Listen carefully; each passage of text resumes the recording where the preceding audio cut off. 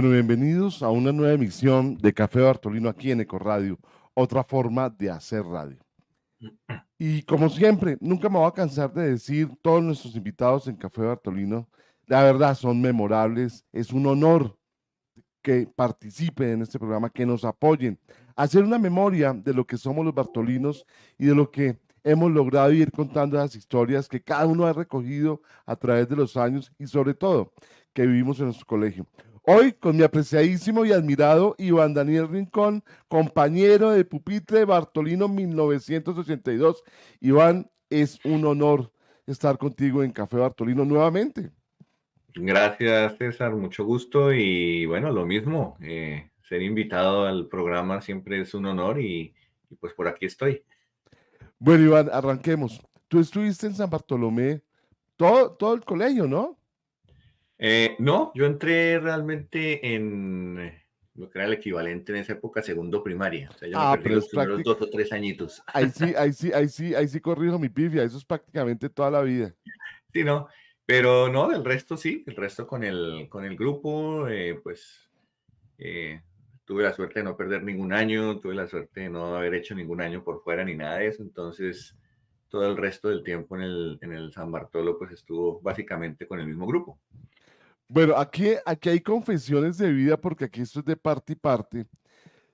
Pues obviamente como compartimos pupitre, como éramos compañeros de la misma promoción 82, debo decir que Iván, pues era uno de los destacados académicamente y digamos que en mi memoria, esos encuentros en el laboratorio de física Mm. contigo y todo ese trabajo que se hacía con el padre Daniel Guerrero, me gustaría que hoy lo profundizáramos un poco, porque a mí, obviamente, esa materia me influyó demasiado y creo que en el caso tuyo también, pero hablemos un poquito de esa historia del laboratorio de física que hoy lamentablemente entiendo ya no existe.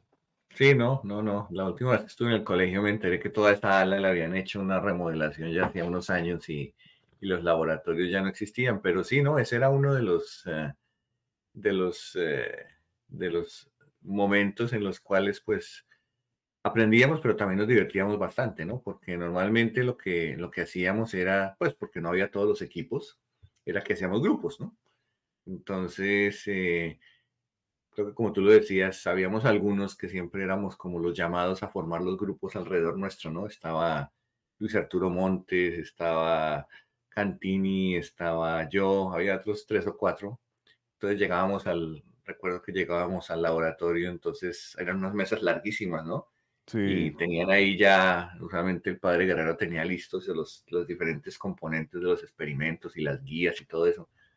Entonces nos decía, bueno, ustedes vayan allá y abren los grupos, ¿no? Entonces eso parecía como cuando uno jugaba fútbol, ¿no? Se hacía uno allá en la mesa y llegaban todos los que, ay, yo voy con usted. Y entonces, claro, pero pues uno no podía tener grupos de 20 personas, ¿no? Entonces empezaba la lucha ahí de poder, ¿no? El tipo manada de lobos, no, yo por aquí. Entonces, claro, primero eran los grandes, que eran los que más se abrían paso, y luego entonces ya empezaba los grupos a dispersarse un poquito más y bueno, ya terminaba uno haciendo los trabajos, pero bueno, obviamente pasaba lo mismo de siempre, ¿no? Entonces, los que hacíamos los laboratorios éramos los que realmente entendíamos qué era lo que pasaba y los demás ahí alrededor, pero bueno, igual la nota era para todos, entonces todos nos, eh, todos nos beneficiábamos de ese ambiente de trabajo colaborativo, digámoslo así. Sí, ahora, Dani, a mí personalmente, esa influencia del laboratorio de física y, y del padre Daniel, y hablo específicamente de él, eh, me llevó primero a saber o a disfrutar o a entender la magia del hacer, de la teoría y llevarla al hacer, a lo práctico. Y eso para mí, debo decir, ha sido un problema toda mi vida. ¿Cómo te influyó eso a ti? Porque eso es un problema complicadísimo. Sí, ¿no? Y mira que por coincidencias de la vida yo resulté mucho después ya en la universidad siendo monitor de materias y todo esto.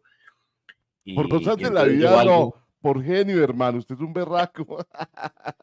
que había mucha gente buena, pero digamos se dieron las consecuencias. Pero respondiendo a tu pregunta, pues digamos que es algo que a mí me tocó tomar cursos para poder dictar las monitorías y Claro. entendí mucho de cómo funciona el proceso de aprendizaje. Y el proceso de aprendizaje, como tú dices, no es solamente leer, no es solamente verlo, sino hacer las cosas, ¿no? Y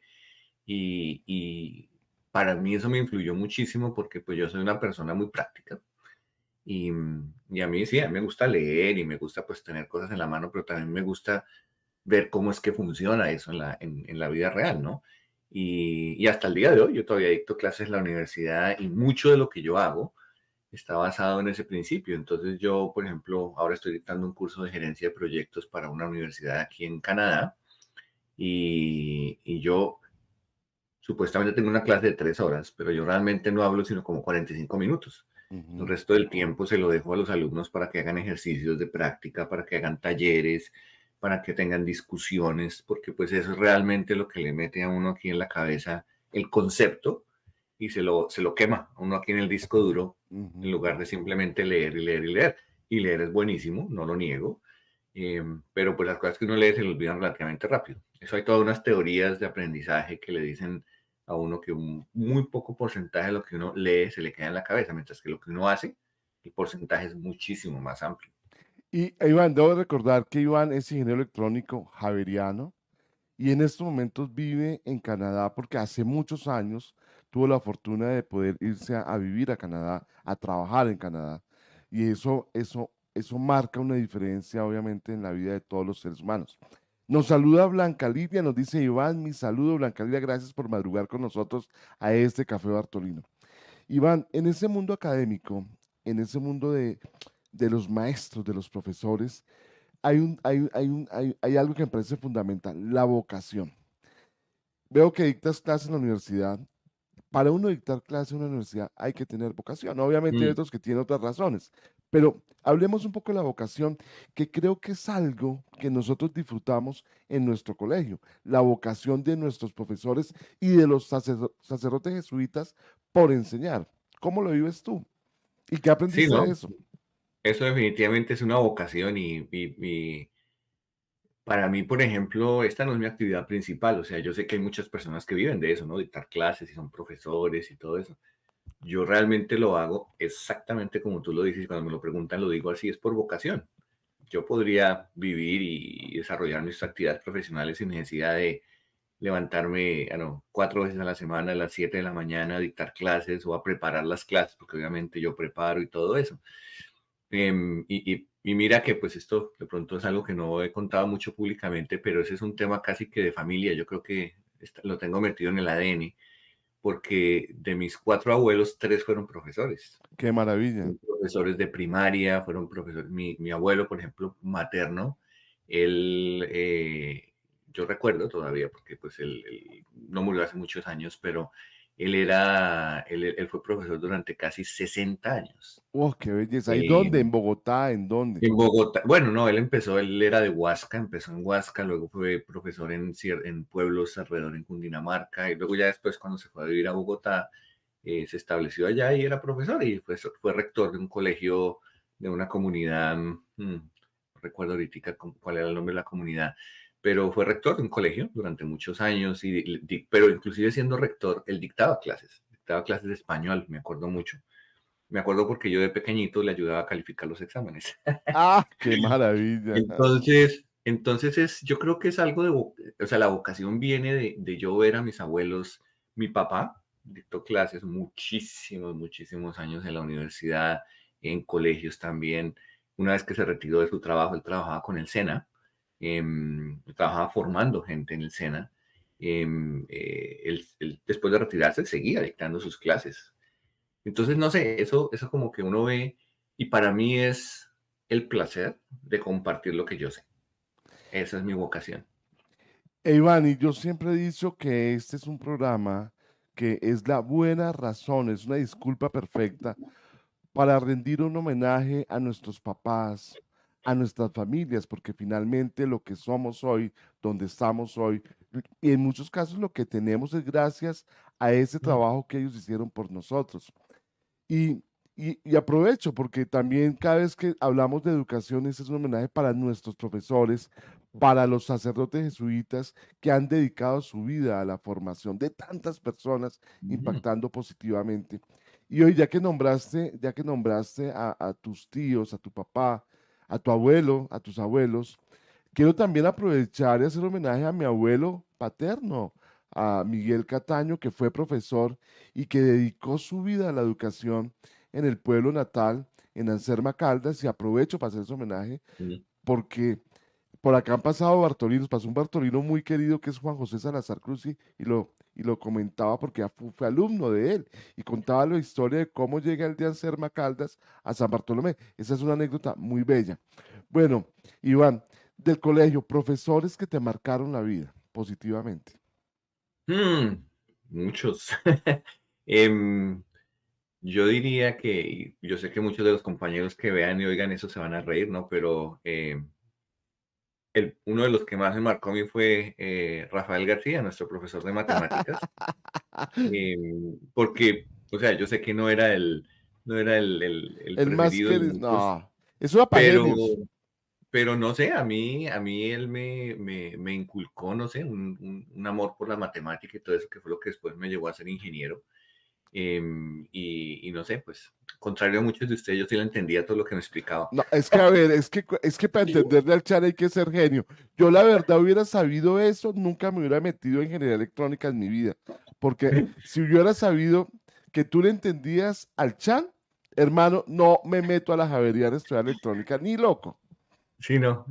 Otro que ya mencionaste, el padre Guerrero, o sea, yo me pongo y me acuerdo como enseñaba él era muy buen profesor, o sea, él enseñaba a uno las cosas muy fácilmente porque Sí.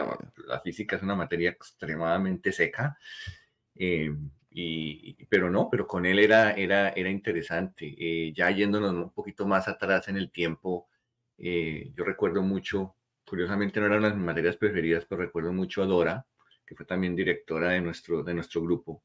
Ella nos enseñaba español en tal vez primero o segundo bachillerato. Recuerdo que era en el último piso arriba, entonces me voy por esos años, primero y segundo. Em, y digo que me acuerdo mucho de ella y aprecio mucho porque a mí no me gustaba el español para nada, pero con ella aprendí. Aprendí todo el tema de los verbos y las formas gramaticales y todo eso. Entonces, lo poquito, lo mucho que yo sé escribir y hacer cosas bien en español fue gracias a ella. Qué Porque maravilla. si no, Pues este programa entonces lo debimos haber llamado Homenaje al Chan en Café Bartolino en nombre de Iván. Pero qué bueno reconocer, Iván. Yo creo que es también un espacio para reconocer el buen trabajo de las personas, porque puede que nuestro querido profesor Rafael no fuera el más popular, pero fíjate que de alguna manera cada persona impacta positivamente a los seres humanos. Entonces, yo creo mm, que es un buen reconocimiento en este punto. Bueno, Iván, del colegio. Deportes, más bien como Pocongo, ¿no, Iván? no, sabes que yo sí, pues lo que pasa es que el deporte mío era uno, que era el fútbol. Bueno, el fútbol y el microfútbol. Em, Pero es que yo a ti pues te yo era bueno. recuerdo más en el laboratorio de física, la verdad, por Pues eso lo claro, digo. pues porque me imagino que era donde nos veíamos más, Sí. pero no, yo era de los que salía al recreo del mediodía a jugar fútbol, luego por la tarde me quedaba a jugar fútbol, yo estuve en el equipo del colegio, Mm. pues en el equipo del curso, pues toda la vida, tanto en fútbol grande como en microfútbol. En microfútbol teníamos un par de equipitos bastante buenos que siempre, sobre todo en los últimos años, llegamos así a finales de torneos y todo eso. Y no, el fútbol para mí siempre fue el deporte y inclusive todavía hoy sigo de alguna manera vinculado al fútbol. También poco lo saben, y es que soy árbitro aquí en Canadá, árbitro de fútbol. em, y, y pues gracias a eso, pues es el deporte nacional, ¿no? Que gusten o no nos guste. Aquí debo decir lo siguiente, claro, Iván y yo no éramos de la misma sección, pero sí nos encontrábamos en el laboratorio de física porque ese era mi sitio favorito en muchos recreos. Iván, el tema del fútbol, recordemos nombres porque ahí había jugadores magníficos. ¿Cómo olvidar a un César Cruz? No, que era de tu sección. Mm. No, era de otra sección, Era pero la sí, no, tercera. Uy, a mí pero, no, pero igual, el alemán me pero está igual afectando y duro. pero igual selección del colegio, o sea, César ese era el que siempre estaba ya el Sí. primero, ese era el, entre comillas, el capitán, ¿no? Bueno, realmente nuestro capitán siempre fue Jorge Cala, que en paz descanse, pero digamos que los jugadores fuertes, pues era César. Estaba José Luis García en la defensa, eso era un roble. ¿Qué Estaba era Jaime Arenas, mi gran amigo, que era el arquero titular de toda la vida también. el arquero? ¿Quién más ¿Quién? ¿Quién? tenía? Jaime Arenas, Jaime Ah, Arenas. Jaime, sí, claro, Jaime. Claro, era el arquero. Adelante, pues teníamos otros jugadores ahí que eran muy buenos. No, eran, o sea, había material, pues no por nada. No sé si recuerdes esto, pero nosotros llegamos a la final de un campeonato distrital de fútbol Sí, señor. y jugamos la final en el Estadio El Campín. Sí, señor. Nos ganaron, pero jugamos. Yo Nosotros me tuvimos retiré, debo decir que yo estaba con ustedes ahí, pero yo me retiré porque iba mal en algunas materias y me asusté. Y mi mamá es bastante brava, entonces yo me retiré del tema. Pero eso sí, fue, sí, es el famoso mundialito, ¿no? sí, ¿no? Y nosotros sí era un equipo, o sea, Bien. pues, jugamos juntos por muchísimos años, entonces pasa como en los buenos equipos que ya existe esa unión y todo, entonces, y tuvimos técnicos muy buenos. Sí, No sé si tú recuerdas, pero pues nosotros tuvimos a los hermanos Guzmán, sí, señor. Garrincha Guzmán, que fue jugador de fútbol profesional, y después tuvimos un año al Chiqui García. Sí, señor. Él se retiró del fútbol, se fue a hacer unos cursos de técnico en Alemania y todo eso, y cuando regresó, no sé cómo, resultó y aterrizó como técnico del equipo nuestro allá en el San Bartolo por un año. Tal cual. Entonces yo después ya cuando él empezó a crecer como técnico, eso yo miraba y decía, "Uy, pues este señor fue técnico nuestro". Y era muy bueno además, era Sí, excelente sí. técnico. Entonces, no, nosotros tuvimos, o sea, en fútbol el San Bartolo tuvo una época bastante buena en esos años y nos fue bien. Y mira, Iván, cómo es la vida. Fíjate que pasan los años y estos programas a mí me han hecho recordar cosas que se le borran a uno. Fíjate que incluso en nuestras secciones uno como que pierde el rastro de personas, de momentos, y esta memoria que estamos construyendo en Café Bartolino, pues es importante porque qué bueno, y siempre lo he dicho, es tener la oportunidad uno después de sentarse a escuchar estos momentos que vivimos en San Bartolomé de la Merced. Lugares del colegio, Iván, que te gustaría ir desde Canadá. ¿En qué ciudad estás en Canadá? Yo estoy en una ciudad, es la capital de la provincia de la Columbia Británica, que se llama Victoria, como pasa en Estados Unidos y también aquí normalmente las capitales son ciudades más pequeñas, o sea, no son las ciudades grandes. La mayoría de gente conoce de esta zona de aquí Vancouver. Vancouver es Ujú. la ciudad más grande de la provincia, pero yo vivo en Victoria, que es la capital, queda en una isla, cerca, nosotros estamos inclusive geográficamente cerca más de Seattle, de Washington State que de Vancouver por la forma como está estructurada el mapa. Sí, es la costa oeste, entonces ya llevamos acá 15 años, 16 años. Y aquí hay pregunta obligada. Y ahí sí me va a perdonar nuestros queridos profesores de inglés. ¿Cómo te fue con el inglés? Pues en mi caso no muy mal, porque lo que pasa es que yo después de que terminé el colegio, yo me vine a estudiar a Estados Unidos, estuve en Estados Unidos 2 años, Pero después entonces de terminar la carrera. no, no, después de terminar el colegio. Ah, ok. Yo me gradué del San Bartolo en el 82, nos graduamos en el 82, Sí. y en el 83 yo me fui para Estados Unidos. Entonces estuve viviendo en Florida durante año y medio, y pues de ahí, obviamente, ya aprende uno el inglés. Entonces, pues el idioma mío no venía de William Smith. Más aún, más aún, ahí me di cuenta de que yo realmente no había aprendido mucho con él. Sí, Porque curiosamente, bueno, no mentira, ¿sabes qué? Voy a retractar eso. Mira que yo entré a estudiar en la universidad y obligatoriamente casi siempre en Estados Unidos los primeros cursos en la universidad son cursos muy básicos, ¿no? Y después entendí mucho el por qué, no es tema del día de hoy, pero pues yo tuve que ver inglés, como aquí dicen English 101, o sea, el primer curso de inglés, el primer curso de matemáticas, que fue un chiste, Mm. porque le enseñaban a uno a hacer álgebra, imagínate, cosas que uno hace allá en el colegio segundo o tercer bachillerato y aquí lo hacen en la universidad. Pero en inglés nos ponían a nosotros a hacer escritos, ¿no? Entonces uno tenía Ujú. que hacer un paper, un documento que era Entonces tenía que estar estructurado, ¿no? Introducción, contenido, conclusión. Y yo sacaba A, y sacaba A, y sacaba, y mis compañeros que eran gringos sacaban C, sacaban F. Entonces mucho después entendí que el problema es que ellos realmente, sobre todo en el high school, no estudian eso. Ujú. En cambio nosotros, claro, como nosotros aprendemos inglés, digamos, el inglés eh, gramatical, tradicional y todo eso, pues obviamente me iba súper bien porque eso sí sabía. Pero claro, ese era un problema. El otro problema era cuando uno salía ya a los descansos y se ponía uno a hablar con los compañeros. Yo los miraba y decía, ¿estos qué idioma hablan? Porque no creo que sea inglés. Entonces, eso es lo que uno aprende después, o lo que yo aprendí después fue más el poder hablar y la comprensión. Claro, Iván, y mira que este reconocimiento a lo que uno aprende en la vida, que después uno lo valora con los años, y yo creo que una de las ventajas de estar en esta edad ya, que somos maduros, es como disfruta uno mucho más todo eso que vivió, porque eso que pasa en ese momento uno como que no entiende por qué pasó, y hoy en día uno comienza a entender por qué las cosas pasan. Iván, eso Mm. significa que, ok, vas a Estados Unidos, regresas, porque ahí sí tenía yo como un Mm. vacío porque nos encontramos en la Javeriana, pero tú llegando, y ahí Sí, es donde el tema. Pero bueno, y llegas a electrónica. En estos sí. momentos, dentro de tu desarrollo profesional, cuéntame un poco, porque para poder conectar con el tema que vamos a abordar hoy. Ok, entonces, ¿qué pasó conmigo? Pues yo regresé, estudié electrónica en la Javeriana, que además pues fue una experiencia súper interesante. Ahora antes de empezar hablábamos de eso. Sí, Estudiar electrónica en la Javeriana en los años 80 era toda una experiencia. Nosotros entrábamos grupos de 100, 120 personas y nos grabábamos 5 o 6. Em, pero bueno, pues a mí fue algo que siempre me gustó.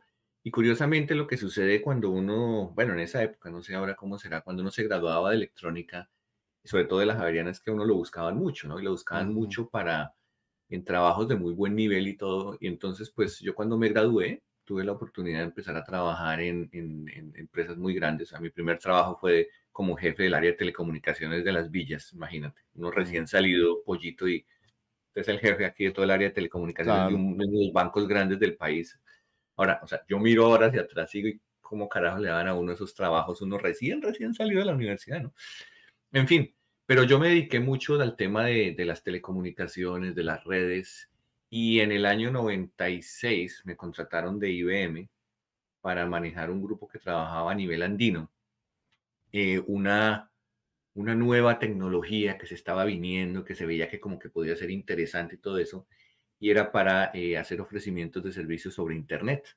Ujú. Y pongo eso en la mesa porque en el año 95-96 fue cuando por primera vez se empezó a utilizar Internet de manera abierta. O sea, que la Abierta. gente, como nosotros, tenía acceso a Internet y todo eso. Entonces, yo estuve realmente al frente de toda esa ola de soluciones tecnológicas que empezaron a salir a mediados de los años 90 para que las empresas utilizaran Internet como una forma de negocio. Iván, y aquí, permíteme, hacemos la pausa porque, y voy a confesarlo, a Café Bartolino, las puertas están abiertas para todos los bartolinos. Y me encanta cuando me escriben y me dicen, César, ese tema hay que abordarlo en Café Bartolino, hagamos programa y me llaman y hagámoslo. Y por eso hoy es un día inusual de Café Bartolino en jueves, porque el horario es el viernes, pero lamentablemente Iván no podía viernes. Y le dije yo, hagámoslo de una, porque lo que está contando Iván es fundamental, es que Iván hace parte de la historia de Internet en Colombia, porque hacerlo con IBM, pues tú haces parte de lo que ha Ujú. pasado con este tema, arrancando en Colombia y lo que ha pasado a partir de ese momento, ¿no? Y creo que este testimonio en Café Bartolino es primicia, ni siquiera Gustavo Gómez lo ha tenido. Sí, no. Y, y una de las cosas que desde el principio nosotros empezamos a ver por ejemplo, proyectos en los que yo trabajé en el primer banco virtual que se montó en Colombia, que fue con Bancolombia. Yo trabajé en esa época, ACES, la primera aerolínea que vendió tiquetes por internet. Pero Estuvimos Iván, trabajando. hagamos memoria, los cajeros automáticos. En nuestra Mm. época de colegio, habían teléfonos públicos. Mm. El camello era encontrar un teléfono público que funcionara. sea, ya podemos ver la dificultad que había en el tema de comunicaciones. Tecnología, sí, claro. En las casas teníamos el teléfono fijo, pero si alguien estaba hablando, ocupado y si quedaba mal colgado, imposible. Pensar en un beeper, que eso fue una gran novedad, pues eso era impensable. O sea, para nosotros los supersónicos era realmente el mundo del futuro. Y tú lo Sí, viviste, ¿no? ¿no? Sí, no, no, y realmente, y una de las cosas que sucede en tecnología es que la curva de adopción es muy rápida, o sea, las nuevas tecnologías se demoran en entrar y cuando empiezan ya a entrar y a ser usables por la gente, el uso empieza a dispararse muy rápido. Entonces hay unas curvas que muestran que las nuevas, y ahora esas curvas son más cortas, entonces la tecnología llega y antes era en años, ahora es en meses, se empieza a adoptar, adoptar, adoptar. Y eso pues es lo que hace que estemos donde estamos hoy en día y que podamos hacer cosas como esta que estamos haciendo. Pero sí, no, la verdad es que o sea, la tecnología de cuando nosotros nos graduamos por allá en el 80, cuando nos graduamos de la universidad por allá a finales de los 80, a lo que ya teníamos en el año 95, 96, pues ya había diferencias enormes. Y ahí fue cuando empezamos entonces a tener acceso a Internet, a tener acceso a esos medios de comunicación. Entonces, ahí vemos los dos lados de la torta también. Estamos nosotros como usuarios, pero están también las empresas, ¿no? Iván, y aquí iba a contar una anécdota. Claro, tú llegas después a la Javeriana. Cuando yo entro en el año 83 a la Facultad de Ingeniería Electrónica, la universidad estaba pasando del computador donde se Mm, aprendía programación con tarjetas al sí. computador que se programaba pues ya por pantalla. Y en la Ujú. Facultad de Electrónica, aquí hago un homenaje a un ingeniero electrónico javeriano y a su equipo, a mi querido primo Luis Guillermo Uribe Cataño. Él de trabajo de grado, yo espero no me falle la memoria, años 72, 73, hicieron un computador. Claro, Ya eso era. O sea, ya te podrás imaginar lo que ocupa. Yo me acuerdo, yo estaba muy chiquito cuando nos llevaron a conocer eso era un cuarto entero y mm, hacía operaciones básicas. Entonces, claro. eso quiere decir que en el año 83, ¿te acuerdas del computador que había arriba en el Mm, laboratorio de electrónica? Era el Texas Instrument, sí, que, TI 990 raya 12. que programar eso, nosotros aprendíamos, bueno, yo aprendí mucho de programación, nunca me funcionó un programa en Pascal. Y el lenguaje más básico era Basic y Basic. estaban llegando las calculadoras programables en Basic. Eso era un Ujú. momento complejo. Claro, nosotros hacíamos programas en Basic, hacíamos programas en Pascal, hacíamos programas en COBOL, hacíamos programas en En Fortran. Fortran. Ya después, ya casi a punto de graduarnos, empezaron a aparecer otros lenguajes que pues ya si uno trabaja, por ejemplo, a mí me tocó trabajar en mi tesis de grado inclusive un nivel mucho más básico que es en Assembler, que es Assembler, donde sí. uno programa literalmente los chips de los computadores. Entonces yo hice mi tesis en procesamiento digital de señales y tenemos que hacer la programación a nivel de los chips, ¿no? Y ya después, o sea, si uno mira lo que es la programación hoy en día versus lo que nosotros nos tocó aprender, es de reírse, ¿no? Porque hoy llega y son ambientes en los cuales uno tiene iconos, entonces uno coge el mouse y no sé No, qué, y ta. Y en 5 minutos tiene un programa sin uno tener ni idea del código. de acuerdo. Simplemente uno coloca cositas y funciona, ¿no? Y en nuestra época se tenía uno que sentarse, diseñar el algoritmo, hacerlo en papel, probarlo en papel, luego si lo pasaba uno al computador, que como tú dices, para poder uno sentarse en el computador, uno ya tenía que tener el programa hecho. O sea, uno no se sentaba en el computador a programar. Además, la cola que había que hacer para eso. Por eso. Eso Entonces era. uno se sentaba en el computador, era a pasar el programa que uno ya tenía hecho a mano Ujú. y cruzar los dedos para que funcionara, porque uno llegaba y lo corría, perdón, uno llegaba y lo codificaba, luego lo tenía uno que compilar y cuando uno lo corría, si no funcionaba de una, perdió el turno. Así Vuelva era. mañana, Sí, vuelva mañana a las 8 de la noche a volverlo a compilar sí.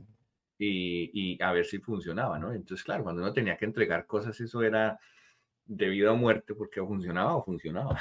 Y esto es importante contarlo porque es que precisamente es el punto de partida del tema de hoy. Hoy en día, los niños en los colegios ya aprenden de robótica porque hay una herramienta fabulosa que es Arduino. Eso facilita todo. De hecho, debo confesar que mi pasión será y seguirá siendo la electrónica y aprendí Arduino. En esta pandemia me he dedicado a estudiar y mi vida ha girado alrededor y por eso Ecoradio tiene toda la razón de ser para mí, porque es decirle al mundo, mire, acá estoy, no me gradué, pero acá estoy haciendo cosas de electrónica y entendiendo muchas cosas. Y para mí, debo decirlo nuevamente, es un honor, Iván, tenerte aquí en Ecoradio y en Café Bartolino hablando de estos temas, porque es sentarme con estas figuras que han aportado a la tecnología en Colombia. Y hay un punto para que arranquemos con el tema, los famosos algoritmos. Cuando hablamos de lenguajes de programación, siempre el lenguaje de programación está asociado con el algoritmo, porque finalmente el algoritmo es eso, el programa. Expliquemos un poco, Iván, en términos sencillos, qué significa eso. Pues mira, cualquier sistema computacional funciona con base en una programación. O sea, uno tiene que decirle al computador, quiero que usted haga esto. Ahora hablamos de los lenguajes de programación, ese es, digamos, como el elemento más sencillo y más fundamental. Entonces uno genera una serie de instrucciones que básicamente no es sino una serie de ramificaciones de condiciones. Entonces, si usted recibe esto, hace esto, si usted recibe esto, hace esta operación y genera un resultado. Eso es un programa. Y el algoritmo es simplemente la expresión de esa lógica que está detrás del programa. Em, y aquí viene una primera observación que mucha gente no entiende y realmente para lo que vamos a hablar más tarde es importante, y es que los algoritmos y los programas están basados en la lógica que un humano coloca. Entonces, dependiendo de los tipos de lenguajes y todo eso, pues uno codifica más o menos, pero existen ciertas condiciones que uno coloca, porque el computador sigue y seguirá siendo un ente tonto, y solamente funciona en la medida que uno le da las instrucciones para que funcione. Entonces, el algoritmo es esa secuencia de pasos que nos lleva de una entrada, un proceso y una salida. Esa es la definición más básica del algoritmo. Iván, desde la universidad, año 80 a hoy, ¿qué nos puedes decir de la evolución de esos lenguajes de programación? Porque eso es fundamental para lo que vamos a hablar hoy, porque es que Sí, hoy hablamos de inteligencia artificial artificial, y eso es correcto. resultado de eso. Entonces, hablemos un poco de eso, Iván.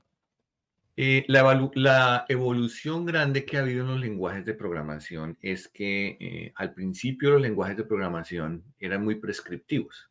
Entonces uno tenía que codificar absolutamente todo Ujú, para que el computador pudiera obtener un resultado, ¿sí? Entonces, imagínate tú una operación matemática. De hecho, uno hace eso en la cabeza, pero uno no se da cuenta cuando uno hace matemáticas. ujú. Uno toma dos expresiones, uno coloca un signo matemático y uno en la cabeza hace una operación que es la adición, la suma, la división y obtiene un resultado. Entonces, los lenguajes de programación originales eran extremadamente prescriptivos. Entonces, uno tenía que codificar absolutamente todo. Lo que ha venido sucediendo con el tiempo es que los algoritmos han empezado a utilizar ciertos componentes que son preestablecidos. Ujú. Entonces, uno ya no tiene que codificar absolutamente todas las instrucciones, sino que uno utiliza ciertos principios y ciertas reglas. Y existen lenguajes de programación que ya tienen incorporadas esas operaciones. Entonces uno ya no tiene que darle todo, absolutamente toda la lógica, sino simplemente uno le dice, mire, coja A y yo necesito un resultado que sea B. Usted Ujú. en la mitad, imagínate una caja negra, hace todas las operaciones que necesite, pero usted deme este resultado. Entonces uno codifica más es la lógica del proceso y no los pasos que tienen adentro. Y aquí voy a descrestar contigo. Y que eso es básicamente cuando los que han trabajado, hoy los adultos que están metidos en el tema de Arduino con los estudiantes, con sus hijos, son las famosas librerías, porque uno las trae, las Ujú. utiliza, es tal cual eso. Exactamente. Iván, perdóname que esto es una conversación desordenada, pero había un hilo conductor. Es que vamos al punto que quiero arrancar. Empiezas a trabajar con esas grandes compañías y haces toda una trayectoria. Pasas por IBM, nos contaste el momento de Internet. Y hoy, en pocas palabras, ¿a qué estás dedicado y qué has hecho que tiene que ver con este mundo que vamos a hablar de las redes sociales, de la información, de este tema de inteligencia artificial? Pues en resumen, a partir de eso, pues yo estuve ya muy metido en proyectos con desarrollo de Internet, con desarrollo de aplicaciones, con desarrollo de modelos, nuevos modelos de negocio para las organizaciones. Yo empecé a trabajar mucho en la definición de los modelos de negocio de Internet, o sea, no solamente la tecnología, sino la definición del modelo de negocio. Nosotros ayudamos, por ejemplo, a crear los primeros modelos de mercados digitales, como por ejemplo Mercado Libre y otros tantos. Entonces yo tuve la oportunidad feliz de trabajar en los dos mundos, en el mundo del modelo de negocio y Ujú. también en el mundo de la tecnología. O sea, Ah, así es como yo me imagino que va a funcionar la cosa y así es que la vamos a implantar. Y ya después, cuando me vine aquí para Canadá, empecé a trabajar también en temas de privacidad y seguridad en Internet. Obtuve un par de certificaciones y en eso trabajo hoy en día. Hoy trabajo en proyectos que tienen componentes de tecnología, tienen componentes de seguridad, tienen componentes de modelos de negocio. En mi caso en particular, por ejemplo, yo trabajo con el gobierno de la provincia y hago proyectos especiales en un área muy especial, que eso puede ser tema de otro programa, que es todo el tema de manejo de emergencias y seguridad pública. Entonces, de la perspectiva de gobierno, pero pues nosotros trabajamos con socios de negocios tecnológicos que nos proporcionan pues esa información.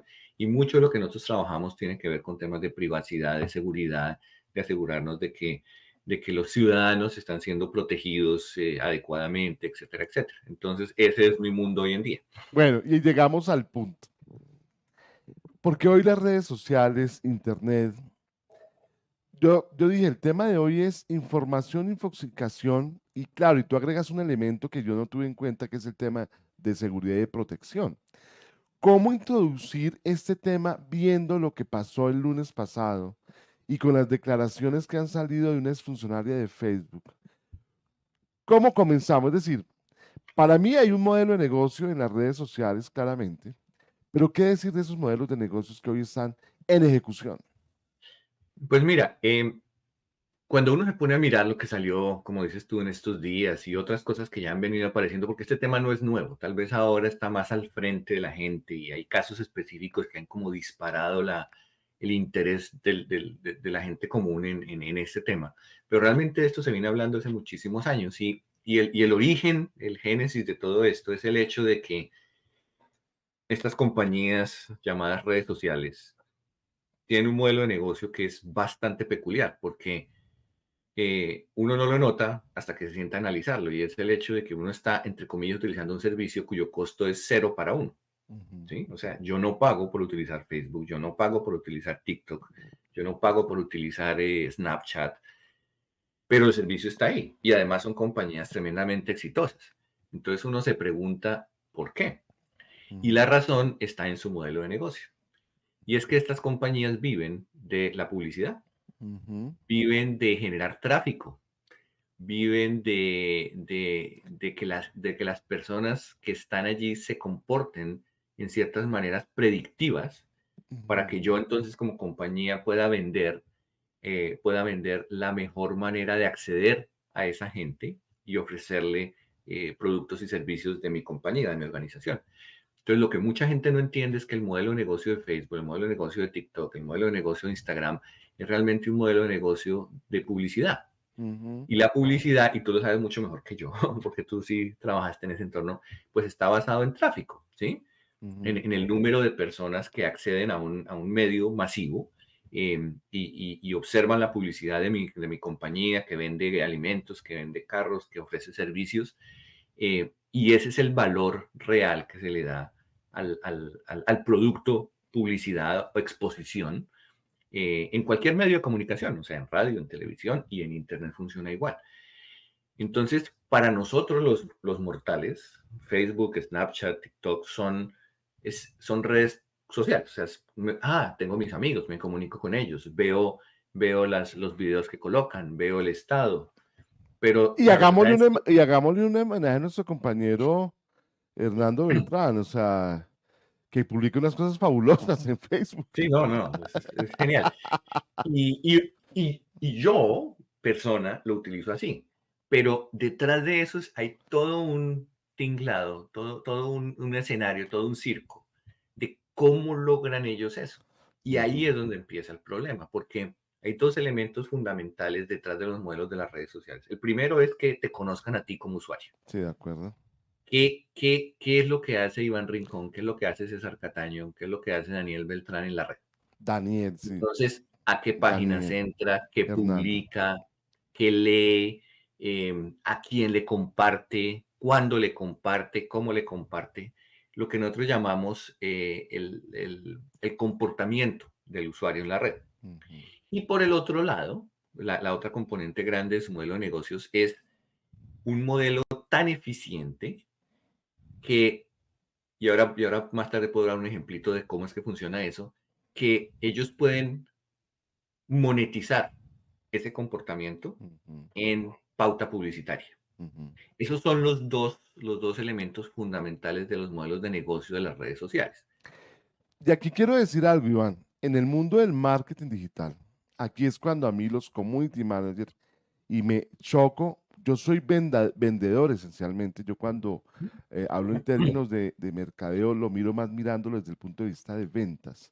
En Colombia, por ejemplo, yo insisto, en Colombia apenas estamos arrancando con este mundo de marketing digital, sobre todo en la adopción por parte de los empresarios. Y de los empresarios en Colombia estamos hablando de pymes y de microempresas, que es el mundo empresarial en Colombia, porque las grandes compañías ya están en otro nivel. Y es muy curioso, me acuerdo que cuando yo arranqué con radio hace 4 años y empecé a hacer radio online hace 8, los marqueteros digitales nos decían, no, es que usted tiene que abrir una red social y tener muchos seguidores. Y ya el tema cambió, no, ahora ya no son seguidores, sino usted tiene que tener son interacciones. Y ahora le dicen, no, no, no, ahora usted lo que tiene que tener es generar una comunidad. Y yo les digo, Ujú. miren, ustedes no se están inventando nada, porque eso es lo que hace uno como vendedor. Entonces, digamos que estas son maneras de descrestar. Yo llego a muchas empresas hoy en día cuando ofrezco los servicios de correo y me dicen, bueno, ¿y usted me va a ofrecer pauta? Y yo, no. Ese no es el modelo de negocio de Corral. Y se mete uno en otro escenario que es la generación de contenidos. Y esto lo toco porque te quiero preguntar, una cosa es Facebook, Instagram, TikTok y otra cosa es el mundo de Google, ¿no? Porque Google Claro. para mí es otro escenario. ¿Qué opinas tú de Google? Siendo también un tema publicitario. Bueno, es exacta, es que ese modelo que tú mencionas se lo inventó Google. Ujú. Si uno mira si uno mira lo que es Google, cuando uno dice, ah, no, es un motor de búsqueda, ¿no? Así empezaron. O sea, Google empezó con un motor de búsqueda. Y antes habían otros, Altavista, no sé qué y Sí, no sé claro, qué. estaba Altavista, estaba Yahoo, o sea, había como 5 o 6 que eran grandes y Google era uno de esos. Pero la gran diferencia es que Google vio el modelo de negocio y es no simplemente uno entra como usuario a buscar gatitos en la red, sino que si yo soy una compañía que tengo, no sé, contenido, como lo mencionas tú, que tiene que ver con gatitos, pues a mí me interesa que cuando alguien haga la búsqueda en Google, en lugar de tener que buscar en el 1,5 millones de entradas o 10 millones o 100 millones de entradas que aparecen en su índice de búsqueda, mi empresa sea la primera, Ujú. o sea la segunda, o sea la tercera, porque una serie de comportamientos que la gente tiene cuando navega por Internet que hace que uno no mire más allá de la primera pantalla, por ejemplo. No, además es que son, Entonces, ya hoy en día, Iván, son demasiados resultados. claro, Es que uno busca entonces, demasiado. entonces lo que hizo Google que no hicieron las demás fue decir, ah, bueno, entonces si usted es una empresa que vende cosas bonitas de gatitos y la gente está buscando gatitos en la red, entonces si usted me paga un valor, yo me aseguro de que usted siempre esté en la primera página. Ujú. Entonces, listo. ¿Cuánto? No, pues al principio, y esto es importante para lo que viene, al principio era un valor fijo. Entonces, bueno, por tener los puestos en la primera página, le vamos a cobrar a usted $100 mensuales. Okay. Después empezó a aparecer un modelo mucho más agresivo y es, bueno, ya no le voy a cobrar a usted $100 mensuales, sino le voy a cobrar lo que ustedes llaman en mercado y en publicidad por el número de impresiones. Ujú. ¿Cuántas veces sale usted en esas búsquedas? Entonces, entre más veces salga usted, más me va a pagar. Claro, usted como compañía dice, oiga, pues excelente, porque eso quiere decir que cada vez que busquen por esta palabra clave, yo voy a aparecer ahí. Y me parece justo, ¿sí? Que si yo aparezco más veces, pues le pago más. Y entonces ahí Entonces, digo, Iván, un tema adicional, disculpa que te interrumpa, es Por eso es que uno habla que el negocio de Google y de las redes sociales es de centavos, porque las tarifas Ujú. también cambiaron, ¿no, Iván?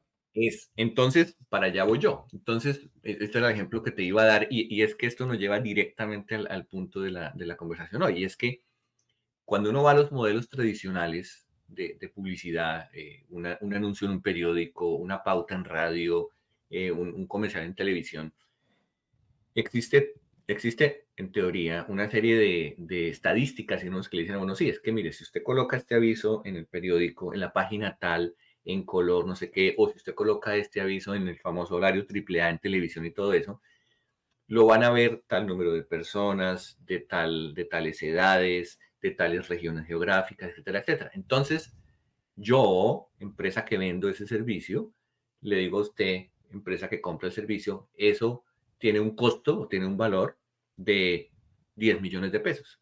Ujú, Y usted paga los 10 millones de pesos y aparece su anuncio, aparece su comercial en televisión.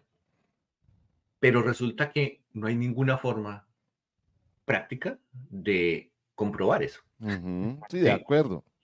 En cambio, en Internet sí. Sí, de Entonces, en acuerdo. Internet el modelo cambió fundamentalmente, porque estas empresas que empezaron a vender publicidad, y la primera fue Google, las Ujú, redes sociales lo único que han hecho es expresar esto de una manera diferente que tiene que ver con otras componentes de lo que tiene la red social por detrás. Fue decirle a usted, bueno, pues como nosotros ya no estamos trabajando en, bueno, cuánta gente viene y mira eso, sino realmente cuánta gente entra a mirar su aviso, cuánta ujú. gente entra a su link o cuánta gente, entonces yo le voy a empezar a cobrar por eso. Entonces, obviamente, la economía de escalas se hizo muy grande y ya yo como compañía comprando el servicio, yo no estaba dispuesto a pagar 10 millones de pesos por eso. Dice, bueno, es que si son, no sé, 50 millones de personas que entran y yo le pago a usted un centavo por cada una, pues ahí están los 5 millones de pesos que le iba a pagar. Entonces empieza a granularizarse el modelo de publicidad a tal punto que hoy, y hay una película que les recomiendo a todos que vean, que se llama El Dilema Social, está en Netflix, y ellos muestran ahí cómo se fracciona el costo Ujú, a, a fracciones de centavo, ¿sí? ujú, Y lo que es más interesante es que es dinámico. ujú. Entonces, en la medida que hay más tráfico, en la medida que cierto contenido atrae más tráfico, y ahora esto nos lleva al punto que queríamos conversar, etcétera. Entonces, ese fraccionamiento empieza, perdón, los costos asociados a ese fraccionamiento empiezan a ser más bajos. Por consiguiente, cualquier impresión que se haga sobre esa página, pues genera una ganancia marginal mucho más alta. Entonces, yo ya puedo como empresa ganar simplemente por poner por poner una publicidad y cobrar por esa 0.0001 centavos. De Y me acuerdo, dice, ¿cómo va a ganar con 0.001 centavos? Porque es que estamos hablando de que eso son 100 millones de vistas. de Entonces, acuerdo, ya no es 0.001 centavos, sino 0.001 centavos por 100 millones. de Y eso es un acuerdo. número interesante. Y aquí aprovecho que ya tenemos la ventaja que tenemos 56 años y hemos vivido la transformación en los medios de comunicación, porque hay que recordar, en nuestra época, por ejemplo, el periódico El Espectador, El Tiempo, El Colombiano, los grandes periódicos, por decir y por nombrar algunos, por ejemplo, el día domingo era el super Mm, periódico. Es decir, era un periódico que venía incluso en el tiempo, por ejemplo, venían las lecturas dominicales que incluso traían las tiras cómicas, que eso era todo un placer verlo. Y realmente uno hacía cola en la casa, nosotros en la casa éramos 7, hacíamos cola para ver el periódico el domingo y era muy chévere. Hoy en día, la revista Semana, cuando la revista Semana comenzó otra vez a coger ese gran auge, Semana se convirtió en un documento de la casa para leer permanentemente y ver lo que está pasando hoy, y aquí voy a tocar un punto, cuando uno entra a Google y lo hace, uno, por ejemplo, desde el celular, aparecen muchas noticias. Y el tema publicitario es bien interesante. Uno va a picar en la noticia que está dando Semana, pero inmediatamente le dicen, no, para ver esa noticia tiene que comprar la suscripción a Semana. Entonces, ujú, esto es un negocio y partamos de ese sí. principio. Ahora, Iván, ¿cómo es el modelo de negocio de Facebook? Pensándolo desde el punto de vista información, ¿Y por Ujú. qué este personaje de exfuncionaria de Facebook sale a decir lo que sale a decir. ¿Qué es lo que está pasando? Y tú tienes más información allá en Canadá que nosotros, aquí en Claro. Colombia. Em, voy a tocar primero ese punto que acabas de mencionar y me devuelvo a la pregunta inicial. El tema es que en los modelos de privacidad, de uso de la información, países como Estados Unidos, como Canadá, los países de Europa, tienen unas legislaciones muchísimo más poderosas que las legislaciones de nuestros países latinoamericanos y de otras zonas del mundo. Entonces, estas compañías básicamente no pueden hacer lo que quieran Claro. con nuestra información y vamos a ver por qué eso es relevante. Entonces, por ejemplo, nosotros aquí en el gobierno trabajamos mucho en ese tema de privacidad y seguridad, por temas de regulación, pero también porque nosotros queremos que, pues, obviamente nuestros ciudadanos estén protegidos de ciertas cosas. Entonces, esa es la razón por la cual ese tema es relevante. Entonces, me voy a devolver entonces por qué el modelo de negocio. Resulta que estamos hablando y por eso empecé por ahí, de que el tema es publicidad, el Mm, tema es exposición de. netamente. Entonces, eso está ligado al contenido que se está ofreciendo. Entonces, tú diste dos ejemplos excelentes y es, si yo tengo una publicación que tiene cierto nombre, que tiene periodistas que hacen investigación y todo eso, pues automáticamente la gente compra esa revista o ese periódico y si yo voy a publicar un aviso, lo quiero publicar es en esas revistas porque sé que mucha más gente va a tener eso en sus manos. En Internet, desafortunadamente, ese modelo se rompió hace muchos años porque en un principio era así. En un principio era así y los generadores de contenido eran empresas que se dedicaban a eso. Y en principio, o sea, estamos hablando de hace 15, 20 años, eran las mismas compañías que generaban contenido en el mundo físico, ¿sí? Ujú. Entonces estamos hablando de las compañías que tenían periódicos, que tenían revistas, que tenían agencias de noticias, etcétera, etcétera. De Pero hecho, muy rápido. y perdóname, Iván, hay empresas de generación de contenido como el gráfico que se acabaron, desaparecieron, Sí, y claro, claro. periódicos importantísimos que desaparecieron, ¿no? Y te voy a decir por qué. Porque resulta que en la medida que ese contenido empezó a publicarse en Internet, se volvió público. Ujú. Entonces yo ya no podía cobrar por ese contenido. Pero el hecho de que se volviera público un anexo, que es lo que nos tiene donde estamos, y es que cualquiera podía generar el contenido, Ujú. ¿sí? Entonces, uno sabía hace 20 años que cuando aparecía una noticia publicada en el tiempo, había un modelo en el cual un periodista hacía una investigación, escribía, pasaba a un periodista senior que revisaba y decía, oiga, no, estos hechos no son los hechos correctos, o esto no está bien escrito, o esto puede inferir otras cosas.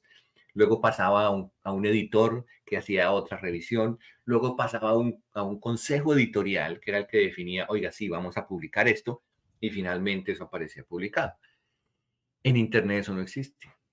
En Internet Y, eso no existe porque yo, Iván Rincón, puedo mañana decir, oiga, no, es que no me está gustando aquí lo que tiene el vecino en la esquina, entonces voy a escribir un artículo acerca de cómo es que se están violando los derechos de los ciudadanos y no sé qué, y lo escribo y lo publico, ¿sí? Y y cuando yo lo todo, publico, queda y, allá. Iván, pero te quiero decir algo.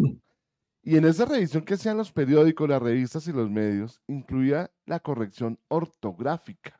Sí, no, todo es Hoy ve ortográfica uno, incluso en los periódicos más importantes, mm, con respecto a lo que estás diciendo, que hay errores, horrores de sí, ortografía. sí, Entonces, no, lo que no, eso es estamos terrible. viviendo es, bueno, adelante, te interrumpí porque es que me parece importante Sí, no, puntualizar las diferencias, ¿no? Que claro. aparentemente son diferencias sutiles, pero un horror ortográfico. Anoche, por ejemplo, en el programa que hacíamos de Con Todos para Todos, les decía yo a los muchachos, con todo respeto, todos están escribiendo consejos juveniles con S. A mí me da pena, pero en el correo consejos es con C, porque eso es como si fuera el consejo municipal. Ujú, correcto, exacto. Entonces, básicamente la generación del contenido, y créeme, no es que esto sea necesariamente negativo, porque pues que personas, cualquiera puedan generar Como yo que contenido. monté con radio, digámoslo así abiertamente. Sí, no, o Esta es sea, la revolución de Internet. exacto, eso no está mal, porque pues es una manera de democratizar la información, democratizar el conocimiento y todo. Pero aquí es donde las cosas se ponen un poco más oscuras, y es Ujú, que en la medida que ese contenido no pueda ser validado, ujú. y vaya y empieza a aparecer en las redes sociales, empieza a haber una dualidad. Es Mm, que, ok, bueno, si yo tengo un contenido que se vuelve popular, genera tráfico. Si sí, genera tráfico, yo puedo entonces vender publicidad sobre la comunidad que está, eh, que está utilizando ese contenido, ¿sí? Porque ya no va a ser una persona, sino van a ser 10, van a ser 100, van a ser 1000, y empezamos a crear esa economía de escala en la gente que está viendo ese contenido para poder entonces monetizarlo a través de la publicidad. tal cual. Y ahí es donde viene este tema que salió esta semana, y es que Y entonces ahí te pido, ahí me atravieso nuevamente, Iván, discúlpame que interrumpa el viaje, pero es que comienzo a ver comentarios en YouTube de Paul Hernández, nos dice, buen día para ambos. Luis Eduardo Camacho, un saludo grande, Luis Eduardo, por escucharnos, excelente entrevista, qué bueno verlos, felicitaciones a los dos. Me tengo que ir ya y le digo yo a Luis Eduardo, y Iván, ese es un punto clave, la forma de consumir contenidos también cambió, sigue, o sea, claro, esto es interesantísimo. obviamente. Entonces, porque entonces se generan los intereses, ¿sí? De acuerdo. ¿Y cómo hacen estas empresas para entender cuáles son los intereses que hay detrás de la gente que está en las redes sociales? Pues haciendo un estudio de tu comportamiento, Tal cual. ¿sí? Entonces, esta persona que vive en tal sitio, que tiene tal edad y todo eso, eso que hacían antes de una manera relativamente em, teórica, hoy en día se puede comprobar. Total. Entonces, este tipo de comunidad consume este tipo de contenido, genera este tipo de tráfico y por consiguiente yo puedo vender publicidad sobre ese mini ecosistema que se genera ahí. Y ahí ¿Sí? me permites decir lo siguiente, Iván. Bueno, les recuerdo a todos que estamos en Café Bartolino. Este es un programa que hacemos en Ecoradio, en www.ecoradio.com, que de manera simultánea pasa por Facebook y el canal de YouTube. Es un programa que normalmente los viernes a las 7 de la mañana. Hoy estamos en un horario inusual porque Iván fue el que levantó la mejor, César, hagamos esto ya. Y él no podía el viernes. Entonces dijimos, "Oh, lo hacemos hoy porque es un tema fundamental". El tiempo va pasando, pero nos vamos a quedar aquí hasta que abordemos todo el tema. Iván, cuando hablas de eso, debo decir algo. Yo, ¿por qué insisto en que en Colombia, lo hablo en Colombia, estamos tan atrasados en los temas de marketing y adopción de esas tecnologías? Y lo hago en lo siguiente. Uno va, por ejemplo, hace muchos años al Éxito, a la Olímpica, y a usted le hacen sacar la tarjeta de puntos y uno se matricula en ese punto. ¿Y cómo será el atraso que hay en el uso de la tecnología? Que yo como gerente de un punto de venta veo que yo analizo la información que tengo de mis clientes, yo sé cuánto me compran, cada cuánto me compran y con la Ujú. información sé qué me compran. Eso quiere decir que si yo sé que Iván va a hacer mercado, bueno, Iván no hace mercado, lo hace Sana María, va a hacer mercado y compra tales cosas y veo que ya no me hace mercado cada mes, sino que no volvió, ahí tengo una herramienta para recuperar clientes y hacer lo que hace Facebook, Google en Internet.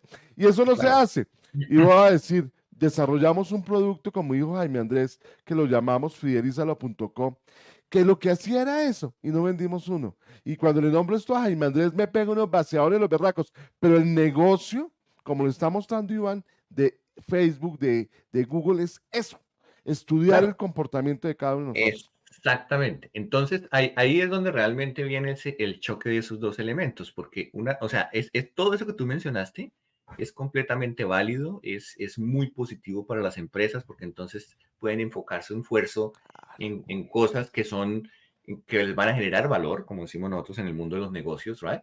Y funciona, ¿no? Y en el mundo de Internet funciona igual, o sea, eso no hay diferencia. Pero el problema que aparece ahí es qué tanta información y cómo es que esa información se está utilizando para generar ese ingreso de las organizaciones. Entonces, para puntualizar Sí. mucho más el problema, y sé que estás que te hablas, pero déjame terminar esta idea y ya te Es que paso. esto es Para, apasionante, Iván, definitivamente. para puntualizar mucho más el problema, ¿cómo es que esas dos cosas empezaron a entrar en conflicto? Yo, como una red social, tengo, y este podrá ser una cosa absolutamente ilógica para muchos, pero es así, tengo una responsabilidad social, porque yo tengo 100 millones de usuarios, 500 millones de usuarios, un billón de usuarios, como muchas de las redes sociales. Entonces, de alguna manera yo tengo una responsabilidad social porque lo que sucede ahí sucede en el mundo real, ¿sí? Claro. Y hay muchos ejemplos de casos en que, por ejemplo, estas herramientas han sido utilizadas para bullying, ¿sí? Y entonces, pues, la gente dice, pero ¿cómo es posible? Bueno, pues, porque ese es el mundo real. Iván, y ahí te agrego algo, y era lo que iba a decir anteriormente, y es, los genios en marketing político sí que lo han aprovechado. Y en Claro, Colombia tenemos unos casos fabulosos. Uno diría, ¿por qué Colombia está dividido entre dos opiniones? Ya saben, la una y la otra no va a nombrar, pero ellos son unos genios en el uso de los algoritmos de claro. Internet.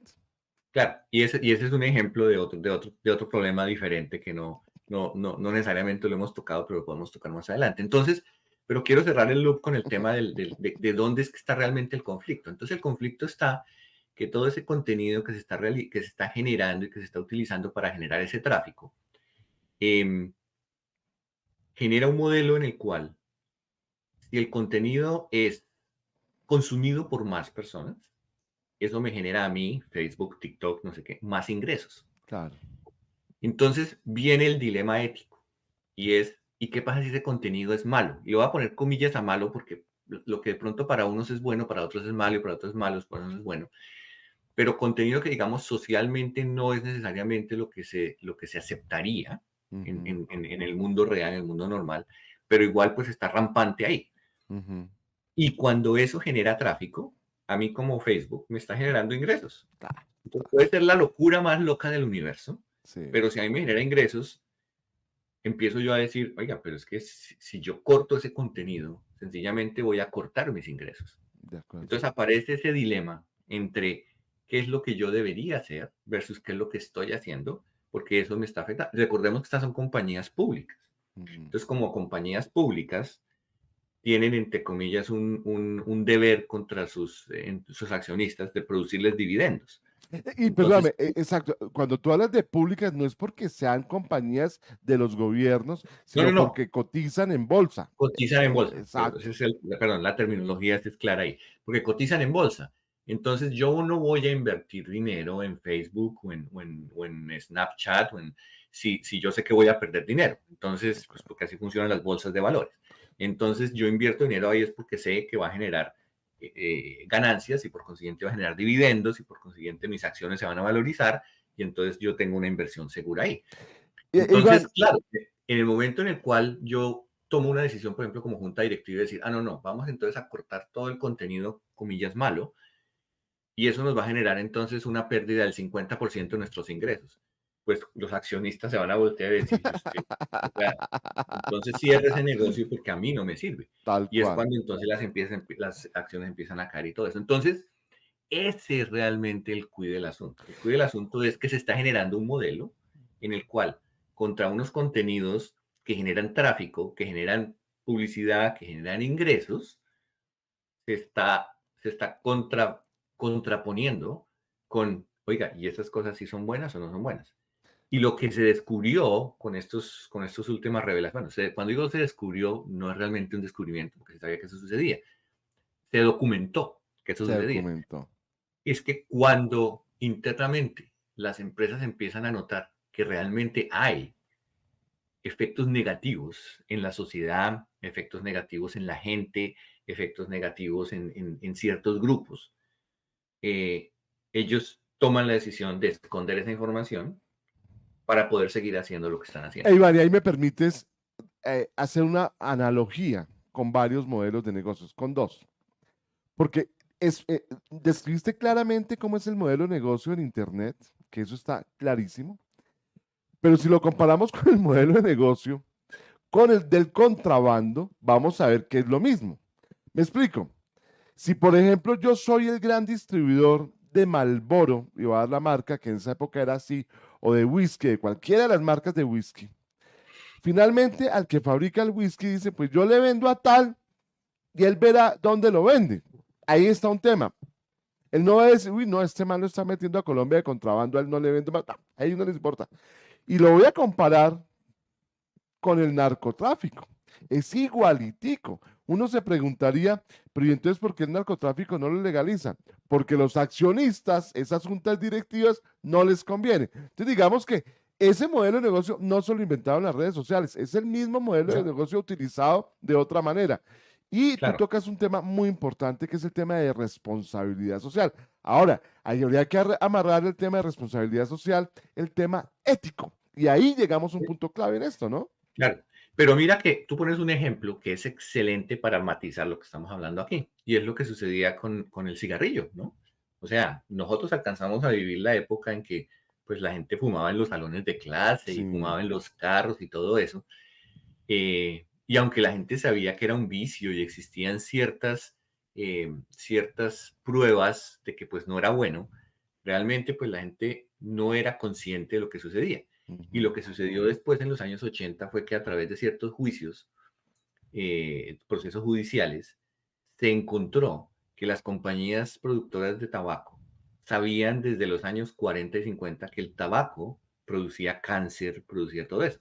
Pero ellos esa información la mantuvieron oculta y secreta, porque pues obviamente ellos no les convenía que eso saliera al público, porque pues, El hombre perdían. Malboro murió de cáncer en los pulmones. Claro, entonces ese es un ejemplo muy similar a lo que está pasando hoy en día, porque lo que está sucediendo con la información que se dispersa, que otra vez genera esa cadena de tráfico, sí, tráfico en la red y adicionalmente genera publicidad y por consiguiente me genera a mí ingresos. Detrás de eso hay unos estudios muy serios que demuestran que hay cosas que no se deberían estar publicando y por consiguiente tú no deberías estar ganando dinero por cuenta de eso, ¿sí? Porque está generando problemas. Entonces, por ejemplo, uno de los, con base en esta información que surgió hace relativamente poco, o sea, el fin de semana, pues salió la persona públicamente a decir que existían esos reportes y esos análisis y todo eso, pero esa información ya se conocía de antes y el Wall Street Journal publicó hace un mes y medio un artículo sobre eso, con esa información que ella había proporcionado. Y entonces, por ejemplo, si una niña de 13 años abre una cuenta en Instagram y en alguno de sus postings dice, ay, alguien sabe acerca de una dieta, Ujú, los algoritmos de Instagram levantan eso y dicen, ah, esta persona está preocupada por su peso. ujú. Ah, no sé. Entonces, ¿qué le podemos mostrar? Y ahí es donde empieza el problema, porque en lugar de mostrarle, oiga, vaya a un médico y Mm. aliméntese sano y no sé qué, empiezan a sacarle links o le empiezan a mostrar contenido que tiene que ver, por ejemplo, con gente que tiene anorexia o Total. gente que son personas que ofrecen la idea de que entre menos coma usted se va a ver más bonita, cosas de ese Ujú. estilo. Y fíjate lo Eso que sí. pasó. Y, Iván, no sé si lo viste, porque tú ya estás viviendo en en Canadá. El tema de un gran producto para bajar de peso, que era el Redux Fat Fat. Yo como soy, me sé Mm. todas las dietas para bajar de peso. Ese fue simpaticísimo, porque el señor aparecía como el gran gurú para bajar de peso, pero como en ese momento era la publicidad por televisión, estaba más restringido y ya Claro, sabemos el final. Pero obviamente en redes sociales eso no está restringido. no está restringido. Y ahí es donde viene desafortunadamente pues esa pregunta de, bueno, ¿y qué tanto se puede realmente restringir? Sí, Y hay dos campamentos aquí. En un campamento está la gente que dice, mire, esto se debería tratar como cualquier otro medio de comunicación. Entonces se debe regular, se deben regular los contenidos. Ta, ta, ta, ta. Y está el otro campamento, la gente que dice, no, o sea, Internet nació y se desarrolló y es lo que hoy en día precisamente es porque no está regulado. Entonces, sí, o sea, salen cosas malas, pero otra vez, comillas, son muchas más las cosas buenas que salen aquí. claro, Entonces, esos dos mundos hoy en día están en constante conflicto. de Y lo que acuerdo. hacen, por ejemplo, ciertos gobiernos, y otra vez volvemos a los gobiernos de Norteamérica, gobiernos de Europa, más Europa que Norteamérica, es tratar de buscar cierto tipo de regulación alrededor de los contenidos que se están publicando y alrededor de cómo se pueden monetizar esos contenidos, ¿sí? Ujú. Y en eso se ha avanzado mucho nosotros, por ejemplo, aquí tenemos legislación que impiden que nuestros datos, ustedes, por ejemplo, seguramente han visto que hoy en día casi siempre cuando uno entra a un sitio web por primera vez aparece un aviso que El de los estos son cookies. los cookies y entonces no sé qué. Esa legislación viene a partir de eso, porque pues sin meternos en muchos temas tecnológicos, los cookies son los que permiten a estas empresas analizar su comportamiento. Ujú. Entonces, alguien se dio cuenta, oiga, pues eso no es como muy lógico, porque si usted está en un ambiente en el cual está, no sé, buscando cierta información, ¿por qué carajos el resto del universo tiene que enterarse de que usted está haciendo eso? Entonces, por eso es que hay una legislación que viene, es una legislación que viene de Europa, que adoptaron también ciertos países como Canadá, en la cual usted tiene que aceptar que eso funciona así. Pero entonces mire dónde está el truco. Si usted no acepta, ese sitio no funciona. Entonces, Eso- ese es una de esas cosas que uno dice, bueno, entonces, pues, ¿para qué le ponen a uno la opción si realmente no funciona? Y es lo mismo en Facebook. O sea, entonces hay una, o sea, unas digamos que de alguna manera contradicciones demasiado grandes. claro, y Y nos mantienen rehenes porque dice, bueno, si a usted no le gusta esto, pues no lo use. Hace poco, por ejemplo, muy poca gente, no sé, quienes tengan un iPhone, se habrán dado cuenta que desde hace más o menos unos 4 o 5 meses, las aplicaciones le dicen a uno que si permite que uno lo sigan terceros, ¿sí? ujú, Y entonces uno tiene que específicamente decirle sí o no. ¿Por qué? Porque Apple involucró en su sistema operativo una manera en la cual evita que haya ese, lo que nosotros llamamos un cross-tracking, que sí, es que un sitio A mire lo que usted está haciendo con base o analice lo que usted está haciendo con base en contenido que usted está viendo en el sitio B o en la aplicación B. Entonces usted puede frenar eso, ¿sí? Y entonces, por ejemplo, Facebook brincó porque dijo, ah, no, pero es que nuestro modelo de negocio está en conocer a nuestros usuarios y no sé qué y no sé qué. De malas. Si usted decide que usted no quiere que Facebook sepa qué está haciendo usted en Google o qué está haciendo usted en Mercado Libre o qué está haciendo usted en Snapchat, no hay ninguna razón por la cual ellos estén obligados o usted esté obligado a permitir eso. Entonces, el sistema operativo de Apple le permite a usted bloquear esos seguimientos de comportamiento. Iván, aquí me acuerdo cuando estamos hablando de los contenidos buenos o malos, de la facilidad, de la ética. Yo quiero devolvámonos a San Bartolomé de la Merced, año 80-81, porque había un par de personajes divertidísimos. Voy a dar el nombre, ya esto, pues, ¿qué hacemos? Me acuerdo de Castaño, me acuerdo de él, de Castaño, de nuestro querido Juan Barriga, con su tráfico de revistas. La verdad, el tema de la pornografía, por tocar un tema, y lo relaciono después con la música. Hoy en día, en esa época, en nuestra época de colegio, acceder a una revista pornográfica, a una película pornográfica, eso era toda una aventura. Hoy en día, la pornografía está ahí, es un gran negocio. Y digamos que ese es un punto, solamente uno de los tantos puntos donde hay una gran diferencia como era antes a como era hoy. No voy a hablar de cómo era comprar un condón en esa época a lo que pasa hoy en día, que eso también. Pero la música, el negocio de la música. O sea, mire que estoy moviéndome en dos extremos, porque me viste mal comparando música con pornografía. La música, hoy en día, uno dice, no, que toca pagar los derechos de Psycho Asimbro, los derechos de autor, propiedad intelectual, no sé qué, todo ese cuento. Uno dice, ok, los artistas nuevos, las personas que hacen música y que no los conoce mucha gente, publican una canción en YouTube o en Facebook y colocan que sus derechos de autor son de ellos y que prohíben la reproducción.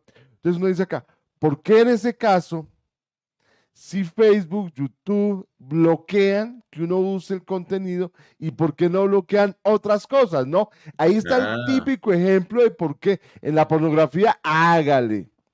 En los temas musicales, ahí sí, momentico, ahí sí hay que respetar al artista.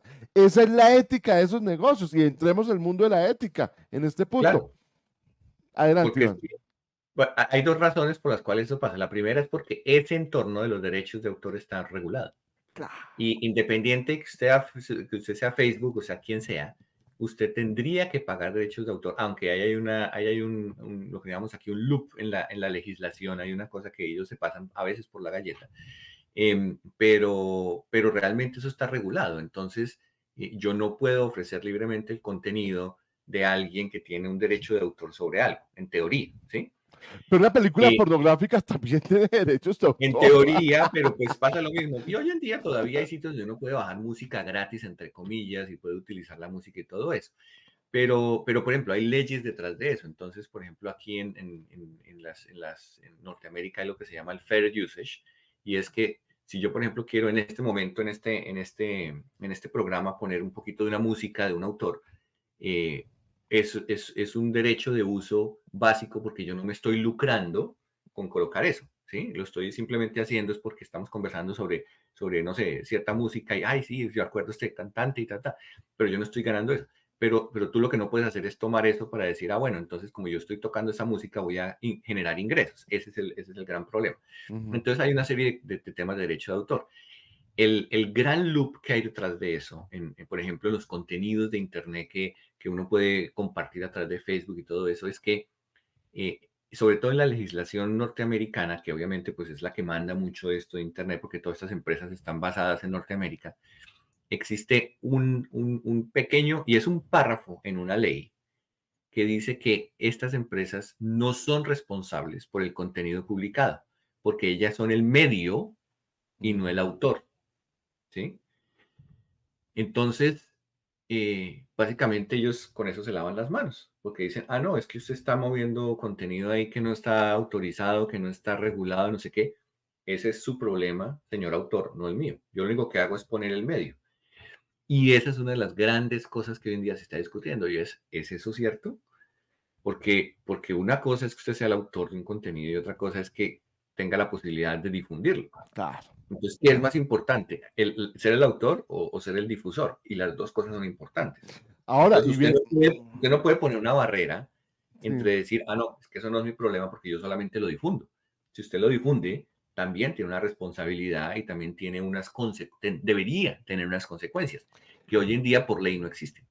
Y entonces aquí, esto sí es un homenaje a mi hermano Luis Miguel, que siempre me ha hecho la mirada crítica cuando hablo que yo soy contador público. Usted no usa la contaduría pública para nada. Voy a decir algo, Iván, en honor a los contadores públicos. Hoy en día, la contaduría pública está montada sobre unos paradigmas nuevos y definitivamente nos sentimos muy orgullosos de decir que es una ciencia de la información, Ujú. porque la información tiene unas cualidades y desde el punto de vista contable, esos paradigmas deberían aplicarse a la información que circula en Internet. Y voy a Claro. decir algo en aras de ecoradio.com. Ecoradio está montado sobre eso. La idea es que siempre hacemos un programa con un experto. No soy yo, César Cataño, diciendo cosas. No, el ejemplo aquí es real. Iván está con nosotros en Café Bartolino abordando un tema que lo ha trabajado durante toda su vida profesionalmente y no nos va a decir cosas que no son ciertas. Bueno, habrá profesionales que lo hagan, pero en este caso sí nosotros desde Ecoradio somos conscientes y no es que hagamos censura, no, pero sí queremos traer a esta gente que nos garantiza que el contenido que queda en nuestro Facebook, en nuestro canal de YouTube y lo que estamos transmitiendo sea una información real, veraz. Diferente es que sea buena y mala, no, que sea veraz, que lo que se dice sea veraz y que se pueda comprobar. Y en este punto, Iván, creo que llegamos al tema de la ética en las redes sociales, que creo que tenemos que definirlo, es decir, Mm. ¿se manejan las redes sociales con alguna ética? Pues mira que ahí, o sea, parafraseando a nuestro ilustre profesor Hugo Rueda, eso de la ética es muy complicado, porque cada quien tiene sus propios valores y sus propias visiones. Entonces, lo que de pronto para mí es ético, para otra persona no lo es y viceversa. Y perdóname, Pero digamos que, ya que nombraste al profesor Hugo Rueda, que yo peleé muchísimas veces con él, yo protestaba en esas clases, de las poquitas cosas que aprendí fue lo siguiente. Él nos decía, una verdad a medias es una mentira completa. Y partamos de ahí. ujú, claro. Entonces el problema de la ética en las redes sociales va en ese conflicto que mencionaba antes entre es una empresa y está creada como la gran mayoría de empresas para generar ingresos y para generar ganancias para sus accionistas, versus cómo es que hago yo eso, ¿sí? Em, y esos dos mundos no son incompatibles. O sea, uno debería tener un punto intermedio en el cual uno dice, oiga, sí, vamos a controlar el contenido, bueno, no digamos que controlarlo, vamos a regularlo de cierta manera, vamos a asegurarnos que, por ejemplo, cuando haya, y eso lo podrían hacer ellos fácilmente, cuando haya contenidos que sean, no sé, que tengan Pero cierto, Iván, cierto, ahí te hago una pregunta técnica. Discúlpame que me atraviese nuevamente. sí, Por decir algo, si yo digo en las redes sociales, yo construí, por decir algo, 500.000 viviendas en Buenaventura, Internet me podría de una vez sacar de información para decir eso es cierto o es falso? ¿La tecnología estaría dada para eso? ¿Se puede? Yo diría que todavía no, pero estamos muy cerca. Porque, por ejemplo, una de las cosas que está sucediendo últimamente con mucho tipo de información que es por lo menos discutible, y tú lo has visto seguramente,